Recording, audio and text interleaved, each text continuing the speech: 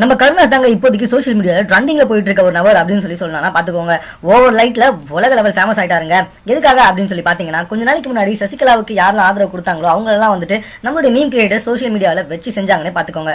ஆனா கருணாஸ் மட்டும் கொஞ்சம் ஓவரா பேசிட்டாருங்க. ஆமாங்க, அவர் வந்துட்டு பத்திரிகையாளர்களுக்கு பேட்டி கொடுக்கும் போதும் சரி, நிர்வாகிகள் கிட்ட பேசும்போதும் சரி என்ன சொல்லிட்டு இருக்காருன்னா, நாங்க தான் எம்எல்ஏக்கள், நாங்க யார சொல்றோமோ அவங்க தான் வந்துட்டு சிஎம், மக்களுக்கு வந்துட்டு இதை பத்தி பேசுறதுக்கு தகுதி இல்ல, உரிமை இல்ல அப்படி அப்படின்னு சொல்லி வச்சுட்டு இருக்காங்க. நம்ம மக்கள் சும்மா இருப்பாங்களா? உங்களுடைய கருத்துக்களை வந்துட்டு சமூக வலைதளத்தின் மூலமா வந்துட்டு கருணாஸ் எதிராக பல லட்சம் மக்கள் வந்துட்டு அவங்களுடைய கருத்துக்களை தெரிவிச்சு வந்துருந்தாங்க. மேலும் வந்துட்டு பல பேர் கருணாஸை கிண்டல் பண்ணியும் அவமானப்படுத்துற மாதிரியும் பல செய்திகளை வந்துட்டு சமூக வலைதளத்துல வந்துட்டு அவ்வளவு விட்டாங்கன்னா பாத்துக்கோங்க. மேலும் வந்துட்டு 3 நாளைக்கு முன்னாடி கருணாஸுக்கு பர்த்டேங்க. பல பத்திரிகைகள் வந்துட்டு கருணாஸுக்கு பர்த்டே அப்படின்னு சொல்லிட்டு சமூக வலைதளத்துல வந்துட்டு ஒரு செய்தியை விட்டு இருந்தாங்க. ஆனா அதுக்கு கமெண்ட்ஸும் டிஸ்லைக்ஸும் அதிகமா வந்துருந்துங்க. கமெண்ட்ஸ்ல வந்துட்டு கருணாஸை பயங்கரமா போட்டி வாட்டி எடுத்திருந்தாங்க.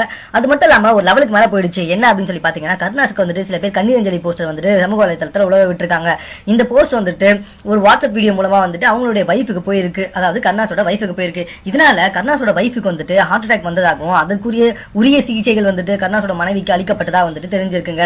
இதனால பயங்கரமா கோவப்பட்டிருக்கா நம்முடைய கருணாஸ். இது வரைக்கும் வந்துட்டு சமூக வலைதளத்தை தன்னை பத்தி கிடைச்சவங்க பத்தி எதுவுமே பேசாத கருணாஸ் வந்துட்டு நேற்று வந்துட்டு ஊடகங்களுக்கு ஒரு செய்தியை சொல்லியிருக்காரு. அதாவது எப்ப சொல்லியிருக்காரு அப்படின்னு சொல்லி பாத்தீங்கன்னா, ஊடகங்களில் என்னை பற்றி தவறான அவதூறு செய்திகளை பரப்புறாங்க அப்படின்னு சொல்லிட்டு கமிஷன் ஆபீஸ்ல அவர் புகார் சொல்லியிருக்காங்க. அப்ப வெளிவந்த கருணாஸ் கிட்ட பத்திரிகையாளர்கள் பேட்டி எடுத்த போது அப்ப அவர் என்ன சொல்லியிருக்காருன்னா, என்னுடைய சாதியையும் என்னுடைய சமுதாயத்தையும் வைத்து தான் வந்துட்டு என்ன கலாய்ச்சிட்டு வந்துட்டு இருக்காங்க. அது மட்டும் இல்லாம வந்துட்டு நான் சாதினால் தான் வந்துட்டு இப்போ இவ்வளவு பெரிய இடத்துக்கே வந்தேன், உழைப்பின் மூலமா இந்த இடத்துக்கு வந்தேன், சின்னம்மா தான் வந்துட்டு எனக்கு ரெக்கமெண்டேஷனே பண்ணாங்க, அம்மாவோட இரட்டை சின்னத்துல நின்று தான் நான் வந்துட்டு இவ்வளவு பெரிய இடத்துக்கு வந்திருக்கேன், என்ன வந்துட்டு கலாய்க்கிறதுக்கு உரிமை இருக்கு, ஆனா என்னோட சாதியை வச்சு கலாய்க்கிறதுக்கு யாருக்குமே அனுமதி கிடையாது.